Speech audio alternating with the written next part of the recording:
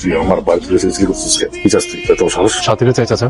একদম ওটা সাথী শ্বশুর বাড়ির লোক। ও, ঘটনা তাহলে সত্যি। শোনেন ভাই, এই যে উনি আকরাম মির্জা, আমার চাচা। আমি ওনার সৎ আপন বড় ভাইয়ের একমাত্র ছেলে সবুজ মির্জা। এই যে উনি দেখতেছেন, ওর নাম সাথী মির্জা। ওরা আমি ভালোবাসি, ওই আমার ভালোবাসি। আপনারা যে উদ্দেশ্যে এই বাড়িতে আসছেন, সেই উদ্দেশ্য কোনোদিনও হাসিল হবে না। যে রাস্তা দিয়ে আসছেন সেই রাস্তা দিয়ে চলে যান।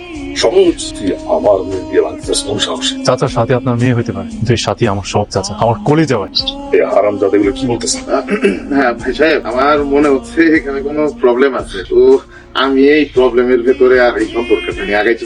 আমি আজকের মতো যাই ভাই। হ্যাঁ, ভালো থাকবেন সবাই। ওরা আমি এমন জায়গায় বিয়ে দেবো যে ছেলের শহরে ফ্ল্যাট আছে, গাড়ি আছে, যে ছেলে নিজের পকেটের পয়সা দিয়ে সাথে লেখাপড়া করে। চাচা, আমার যত সয় সম্পত্তি আছে, দরকার পড়লে আমি সাথীর নামে সবকিছু লিখে দিব। তারপরে চাচা সাথীরা আমার দিয়ে দেবো। এই তো সরস্বতী লাগবে না, যাই যা।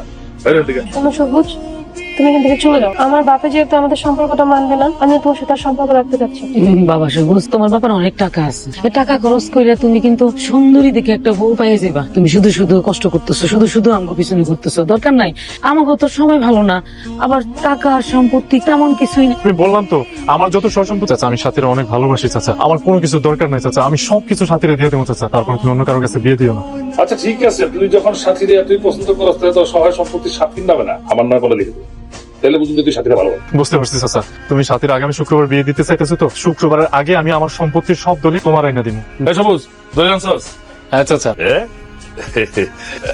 সাবাস, বাজারে না কোনো কিছু মানে। চাচা কি হয়েছে তোমার? সবুজ, ডাক্তার ডাক্তার ডাক্তার নিয়ে আসলে কেমন আছে?